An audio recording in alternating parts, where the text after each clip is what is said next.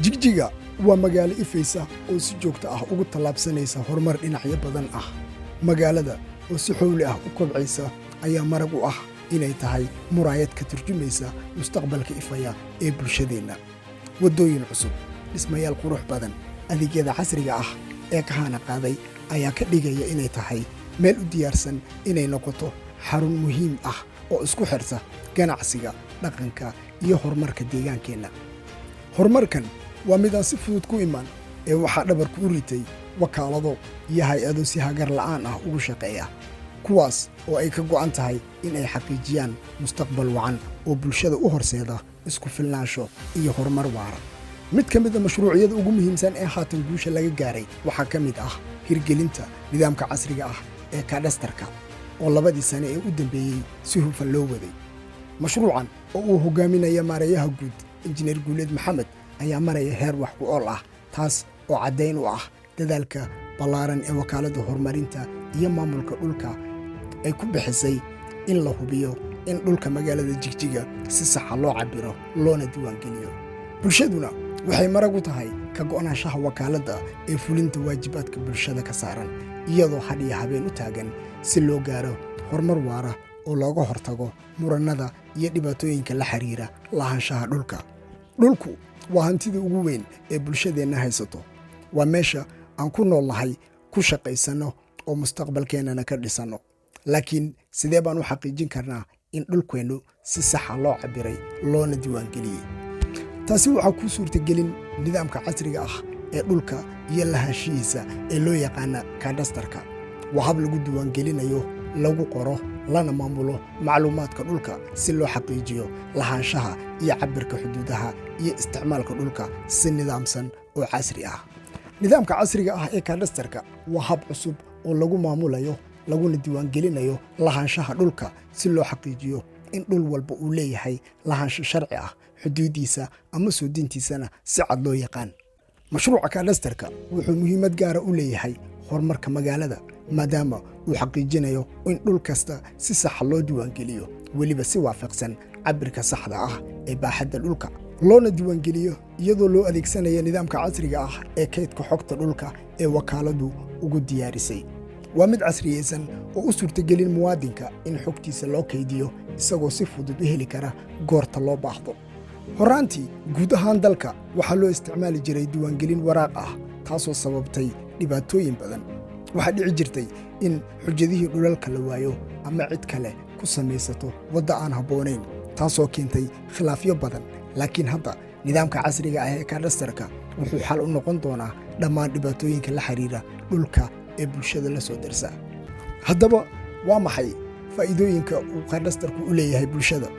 ugu horrayn, waxay hubinaysaa in dhulkaagu uu si sharci ah u qoran yahay, taas oo sahlaysa in xogta dhulkaaga oo dhammaystiran aad si fudud uga heli karto wakaaladda marka aad u baahato inaad u adeegsatid ujeeddooyin kala duwan sida iibsi, dayactir iyo sharciyeyn kale. waxay sidoo kale fududaysaa in laga fogaado murannada ka dhasha xogaha qaldan ee dhulalka ee keeni kara isku dhaca, khilaaf qoys iyo mid bulsho. intaa waxaa dheer in cid kale aysan dhulkaaga u samaysan karin xujad iyagoo maraya wadda aan bannaanayn. tani waxay sare u qaadaysaa kalsoonida lahaanshaha dhulka iyo horumarinta bulshadeenna. nidaamka cusub ee kadastarka waxa uu ku kaydin xogta dhulkaaga qaab dijitaal ah, taasoo hubinaysa in macluumaadka dhulka si nabad ah loo ilaaliyo. mashruuca kadastarka waxa uu ka caawinayaa maamulka deegaanka iyo wakaaladaha canshuuraha inay si cadaalad ah oo saxa u maareeyaan dhulalka iyo canshuuraha, taasoo sare u qaadaysa horumarka magaalada. mashruuca kadastarka waxa uu ka hortegayaa murannada iyo khilaafaadka dhulalka.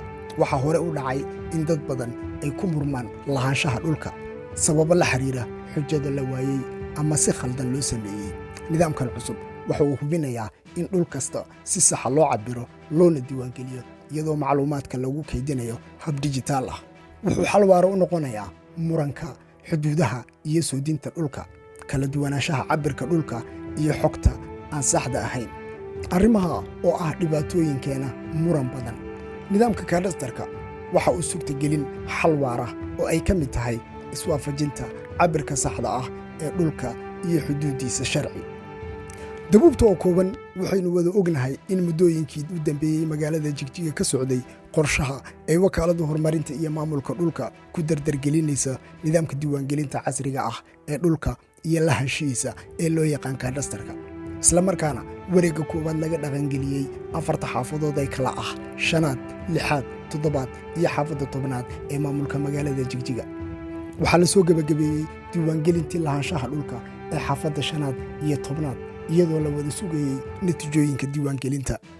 sidaa darteed waxaa lagu wargelin bulshada ku dhaqan xaafadda 5aad maalmaha xiga in loo soo bandhigi doono natiijooyinka diiwaangelinta nidaamka casriga ah ee dhulka iyo lahaanshihiisa ee loo yaqaan kadastarka.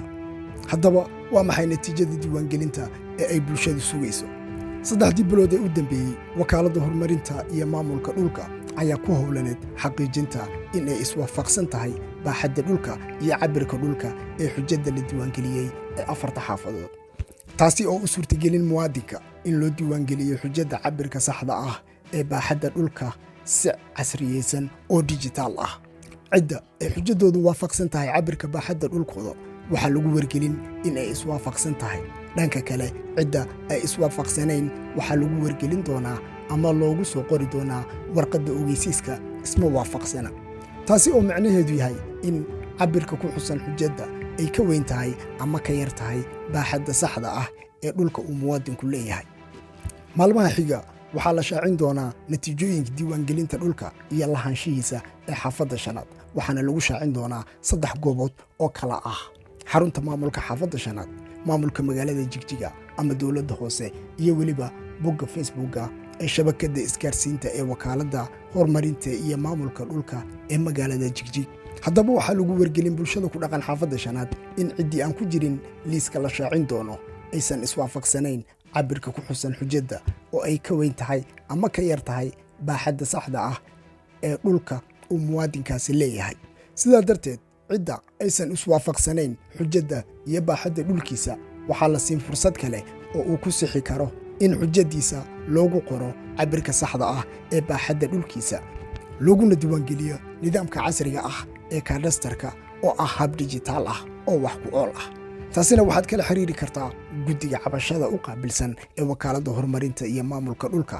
waxaadna buuxisaa foomka cabashada, isla markaana waxaa lagu dardargelin dib u sixidda arrimaha la xiriira cabashadaada. wixii intaa dheer kala xiriir bogga Facebooka ee wakaaladda horumarinta iyo maamulka dhulka ee magaalada Jigjiga. wakaaladda horumarinta iyo maamulka dhulka ee magaalada Jigjiga.